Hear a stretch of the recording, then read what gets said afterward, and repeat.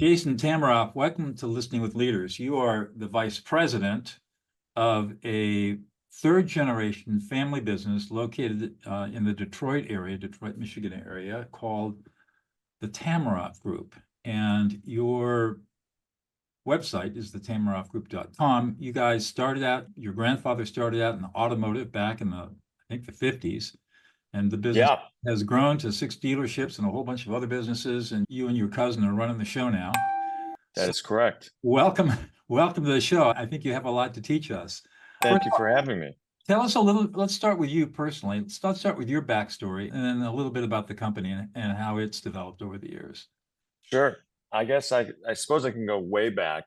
And in high school, my friend, I was struggling with Spanish and I really didn't want to take another language.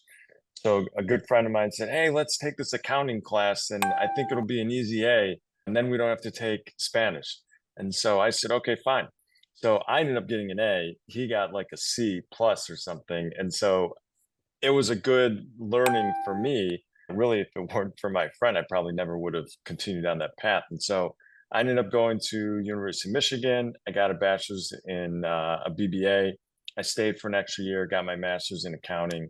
And one of the summers, I did a auditing internship, and I just quickly knew that I like accounting, but auditing is not for me. And Michigan has a great opportunity to career drop and for resumes. And so I ended up, long story short, ended up at Deloitte Corporate Finance in Chicago, working on really M&A activity, helping with companies with distress. So I was at Deloitte from 07 through 14. Oh, right through the collapse. Wow. Yeah. So we pivoted. It was great. So I was fortunate that instead of just being let go, Deloitte had a restructuring practice also. So they repurposed us. And so I worked on some really cool projects, some troubled supplier work in Metro Detroit. So it was great. So it was a great experience. I did some really cool mergers and acquisitions. And really at the end of,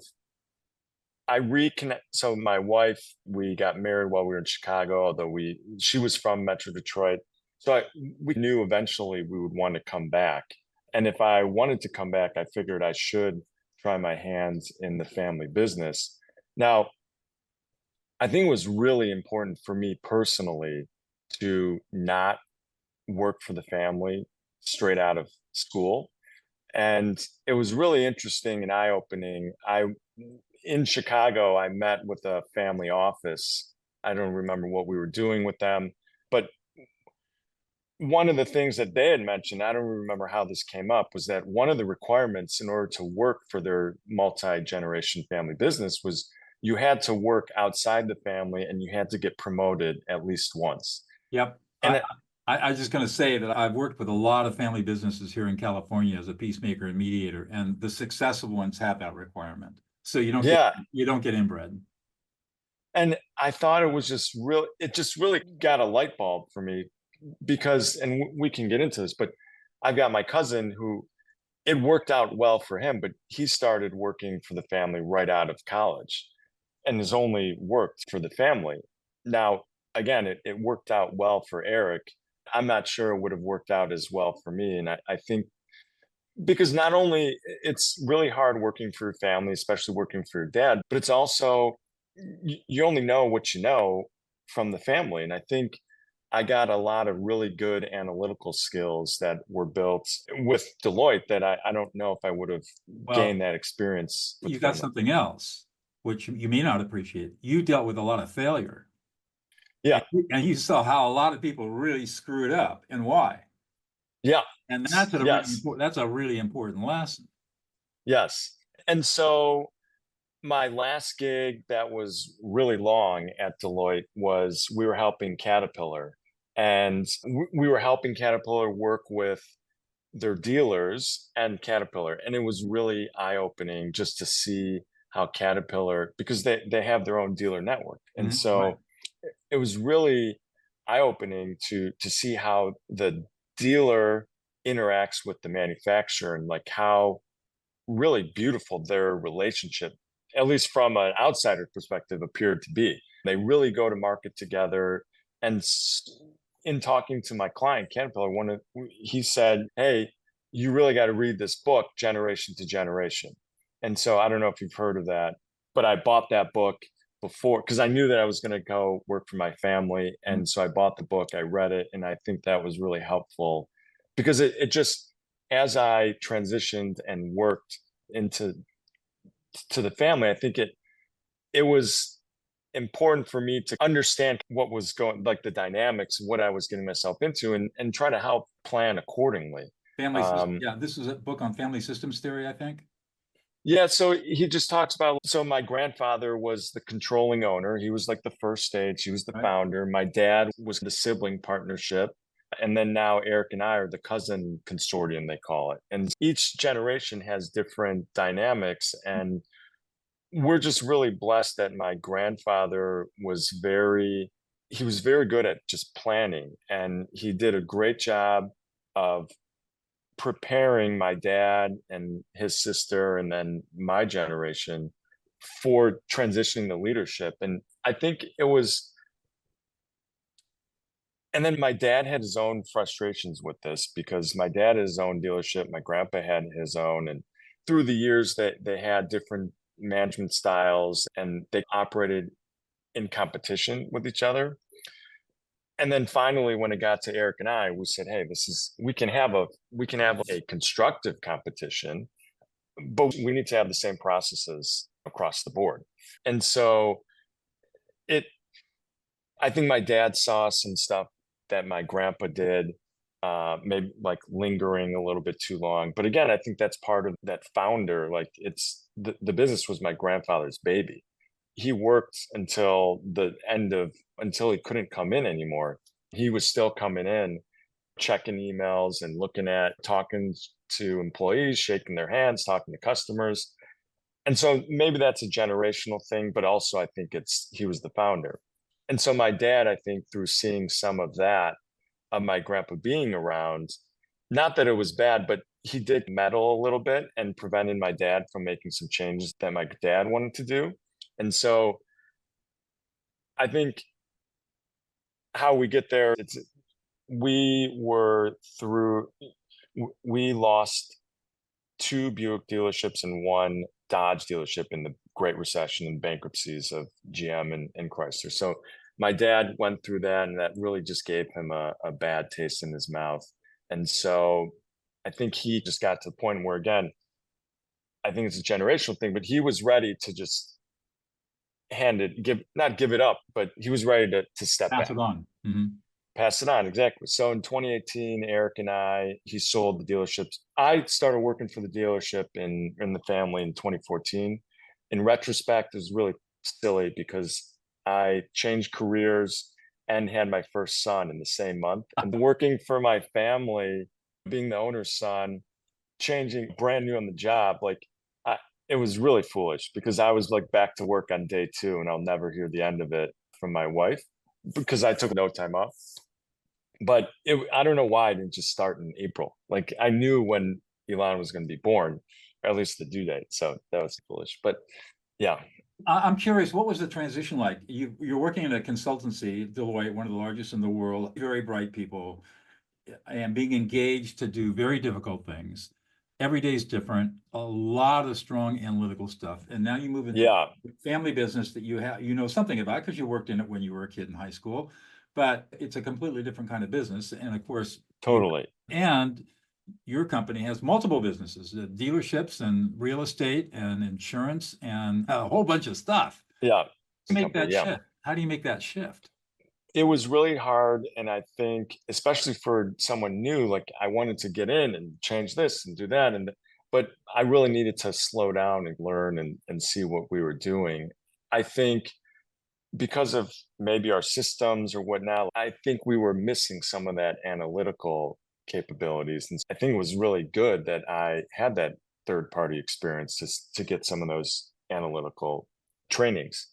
And so it was really challenging in the first few years.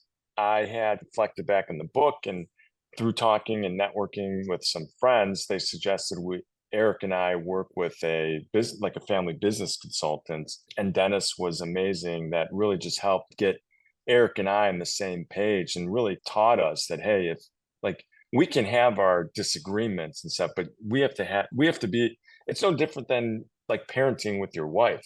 I was a new dad at the time, but you have to be a united front. And so you can have disagreements and stuff, but you got to have those behind closed doors. And I think that consultant, we probably worked with him on it every other month or every quarter or something for a couple of years, but that really helped us get on the same page. And I think most importantly, I think what Dennis kept on harping on was equal partners, different roles. And I think I was okay with the idea, but I think in my cousin's mind, it was important for him to recognize, hey, Jason doesn't need to do the exact same thing I do. And in fact, frankly, what we learned was that my expertise and my skills and my strengths are like completely opposite of my cousin's, which is great because if we were both the same guy and Be if we were clashing. both the same, it would be horrible, Right. like absolutely horrible. Like my cousin loves to be the spotlight. He loves to be the leader and number one. And I'm perfectly fine being behind the scenes and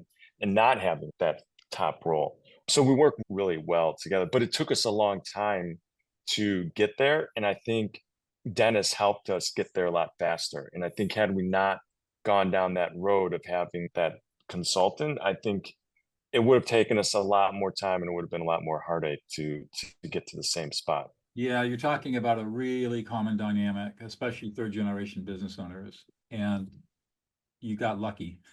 Most Yeah, no, most family businesses aren't that lucky. my grandpa has always taught us that it's family first and the business, and you got to keep the business separate from the family, and you Right. still got to go sit down for Thanksgiving dinners and holidays dinners. And yeah, it's important that you're still a family unit. And my grandpa did a really good job of leading that and living it. He passed a couple of years ago. In the book, the Generations book, it just talks about that person being so powerful for the Right. family, such a leader. And Exact anchor. everybody bases their identity on how their relationship Yes. to the founder. And when the founder Yes. dies, if you haven't worked through it all, there's no longer an anchor. And now people don't know how to relate to each other. And it creates a huge Yes. amount of conflict. Yes. So I think everything in life happens for a reason, but I think my grandpa did a really good job of trying to be proactive at trying to make those transition. And my dad fortunately did the transitions when he did, and it really helped us, no question. So you and your cousin Eric are now running the business. What about your dad and your uncle? Are they still involved or still alive? So it's Eric's mom is my dad's brother. She was never really involved with the day-to-day operations. My dad was, and still, but 2018, Eric and I bought out my dad, and then it was just a crazy circumstance because we closed at the end of 2018. In 2019, we had a fluke hailstorm that like damaged every single car in our inventory. So we had a really bad, and it damaged one of our buildings. And then we finally got the renovation done, and then COVID happened, and then it's just been a crazy year since. But so Eric's dad is not involved in the day to day. He's not a shareholder, but his aunt or his mom is, and so we have board of directors and we have annual meetings, and but it's a little bit more informal for now. I think we're building a little bit more structure into it, but I think it works for now. That's really terrific. So you've been doing this now for 10 years and you've gone through a Yeah. lot, as you mentioned. What is it that gets you up in the morning and gets you excited to go to work? Just so I do to do things like I enjoy in Deloitte, like you were saying, every day was a different Right. adventure. And so you don't really know what to expect for the day. So you just check your emails in the morning and see what you're going to walk into. But it's also important to try to take big picture and plan out. One of the really big things that I think has helped us a lot is EOS. I don't know if you've heard of Gino Wickman, and EOS is entrepreneurial operating system. It's just a way to run your business. So one of our leasing companies started doing EOS, and basically what Gino says is, hey, in order to get to know where you're going, you need a 10-year goal. And in order to get to the 10-year, you need a 5, then you need a 3, 1, Right. quarterly, and Mhm. then you need weekly. Yeah. And so you got to have these. So we started that and it's been really helpful. We just hired a new office manager last month and she has experience doing EOS. So we're really excited to kick that off at the dealership as well. And I think that has really helped us give some more structure, communication, and it's taught us a lot. Wow. So as you on the last 10 years and what you've contributed as a leader to the family business, what do you think is unique about yourself as an individual that has allowed for the success that you've had? So again, I think having just a different opinion and like a different set of experiences. So having that working outside the family, having that experience of seeing how other businesses operate, how other businesses were successful, not just focusing on the dealerships Mhm. and how dealerships are run, I think has really added a lot and brought just different ways of looking at the same problem. Because we're very blessed that we have a lot of tenured employees, especially with our management team. And so they only know what they know and what they've experienced with us. And so having a someone at the table that has worked outside and has those different experiences, I think has been really helpful. Wow. I suspect that you're probably a pretty good listener. You can't do what you're doing and not be a good listener. I'm curious, how do you go about learning how to listen? Because it's not a skill that's taught. No, I think I probably maybe being modest or but I feel like there's a lot more I should be learning on listening. I think it's you got to be able to listen and see what yeah, I probably have more to go. I'm sure you've been in the presence of people who you didn't think were very good listeners. How do you react to that? It's hard with listening. I think you got to be empathetic and you got to have to recognize signs. And I think what I don't, I'm a big data guy. And I think what's really, again, talking about the differences between my cousin and me is my Eric is a very big gut guy. And I think I know in my gut what someone's saying and what I'm seeing, but I need a lot of the data to help convince me. And what I need to do as a leader is listen to my gut a little bit more quickly that versus like my cousin will he'll know, yep, that's we gotta do this or whatever. And I'll be like, wait, maybe we need to see the data on this, or we gotta do and I think listening to my gut is something that I need to improve more on. So intuition, I teach a graduate course in decision making under stress and conflict. Uh, Yeah. and one of the things that I teach is what's the difference between intuitive decision making and reflective decision making. Hmm. Intuitive decision making is very fast, it's very efficient, and it's very dangerous because it's all about pattern recognition. And Yeah. your brain starts to recognize patterns. But the problem is if it sees a face in a cloud, it's finding a pattern where there is none. And if you make a decision based on that sort of thing, It, it yeah. It could be it, it bad. cannot it cannot be good. So gut decisions are great as long as the decision you're making is within well-defined boundaries, Yes. Sure. and you have seen this pattern a million times before, and you don't have to think about it. But if those and also the risk of making a wrong decision is very low. So Is correct. the risk of outcome is low. But if any of those conditions aren't present, then your approach, let's look at the Is data. the better one. It's a better Yeah. one Yes. because there have been some really interesting studies about experts being given a problem in their domain to solve and just asked to give a gut response. What do you think? They were right 50% of the time. And then they gave the Hmm. same problem to a bunch of untrained experts, and they were right 50% of the time. Right. I think what I also do a good job is try to take the emotion out of it and try to look at the facts and decide there. Like if I just reflect back to COVID, that was just an incredibly stressful and really because again that was you had no idea what was going on there Right. and how to navigate it. But I think my Eric and I did a great job of trying to navigate as easily as we could and with the least amount of impact for our team. Ultimately, we did decide we closed our dealership for 6 weeks, which was, That's hurt. That you know, hurt.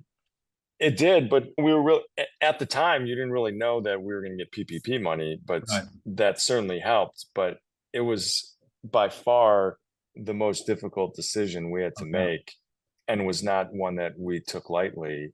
We had to furlough almost all of our employees, and it was really painful. How many, you probably have what, 1,000 So we, employees? no, less than that. We've got around 250. 250. Yeah, Spread but across, still, but you're spread across 6 dealerships and a yes, bunch of yeah, other businesses. yes, That's yeah. 250 families you got to feed. No question. And I think it was extremely difficult for us to make that decision. But Michigan was hit really hard in the beginning, and we could see it from our employees and our customers just were really apprehensive about coming in. And Right. so we finally said, enough's enough. We're just going to shut it down. And then lo and behold, on Monday, so this was on a Friday, and then on Monday, Governor Whitmer issued the stay in place orders, and we would have been shut down anyways. Right. But I think it was a good, we really wanted to be leaders, and we're thinking about our team members' families, Mhm. and we just thought it was important at the time to do that. But again, it's funny because again, I'm trying to look at data like what are the counts of the new COVID cases, and my Eric was just more gut. Hey, I think this is so. We got to the right decision and the same decision, but Right. it's interesting how we go. Exactly. Yeah, to the degree that you can do that on a consistent basis, where he's relying on intuition and you're relying on data, more reflective thinking, and you can come to the same place. That's a powerful combination. Yeah. Yes. What do you Exactly. do? What happens when you have a divergence where he's saying, my gut tells me we should do this, and you're saying the data says we should do this? So How do you use that? it's hard. It's very hard. It's very hard. And so sometimes the loudest voice wins, and sometimes you just got to wear on them, and it's not easy. And there's no question we've had our disagreements. It's fortunate that the disagreements that we might have had have been low risk Mhm. and not that impactful. But it really is, there's some bigger things that I held my feet and said no, and it ended up working out. I think Eric's intuition ended up winning, but I just needed more data. So again, it's not easy. And sometimes you got to go to a third party like my dad or his uncle or his dad and kind of get some other, or frankly, we rely on a good team of trusted advisors like our accountants, like our third party accountants and tax people and lawyers, and really help get a good team of trusted advisors to help break a tie. The secret in those situations is learning how to listen to emotion.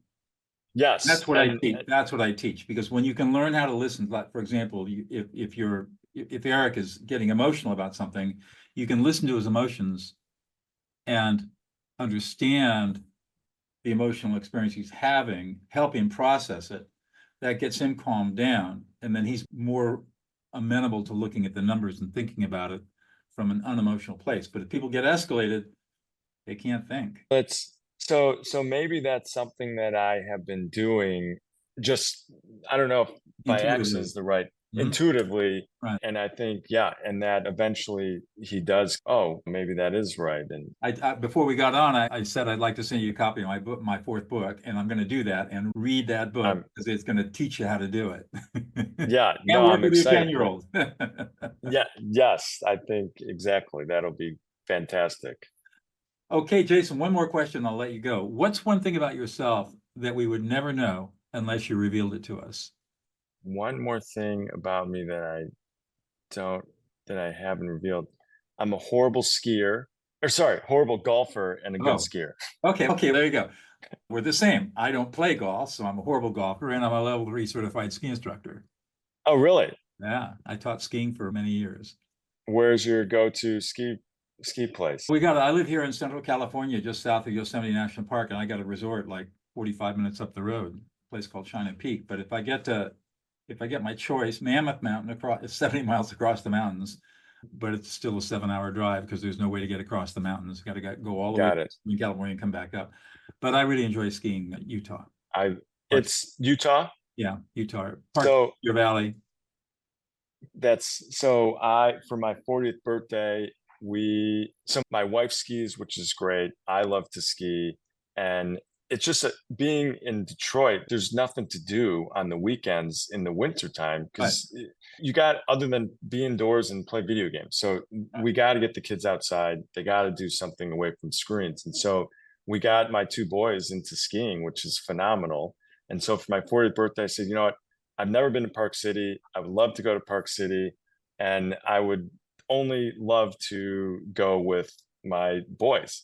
I don't want to do like a big party for my friends. I'd rather be with my family. So we ended up going to Park City. It was amazing. By dumb luck, I'm talking to my brother. We booked it, and my brother's that's Sundance weekend. And so I was like, oh God, this is going to be horrible. It's going to be a disaster. But it turns out it's Park City is a mess, but we ended up staying in the canyons. Oh, okay. In Canyon Village. Yeah. And so we were away from it. And it's great. actually the best. I shouldn't be saying this publicly because it's like the best weekend to ski because everyone's there for the movies. Right. No one's skiing. There's no lines. Park City. It's great for skiing, but good luck getting in for dinner somewhere. Yeah, but we just stayed in the canyons and it was fine. Yeah. So it was perfect. So that's amazing. And the canyons is a good little ski area. I mean, that 99.99, it's got some pitch to it. And it's huge. We never even, because we were talking to a guide the first time that we were there, and it's going to take you 2 hours or an hour to get over to Park City. Just stay in the canyons. Yeah. So we stayed in the canyons. It was amazing. Now I've got a 3-year-old. So we're trying to figure out I think we got to get either the 3-year-old's got to get onto skis or we got to find someone to, I don't know. We got to figure that out. But I love Park City's awesome. Yeah. 3 years old. It's a short little girl. Yeah, I think she can. We started Alon, my oldest, I think around 3. In fact, I think we had to lie because he wasn't quite 3. Or that might have been one of them. We had to lie because they weren't potty trained, but we got it done. Yeah, I know. By wintertime, she's ready. Good for you. Exactly. Yeah. So it's fun. It's fun sharing that experience with you. So Jason, this has been a great conversation. Thank you so much for your time today. Thank you for having me, Doug. Appreciate it.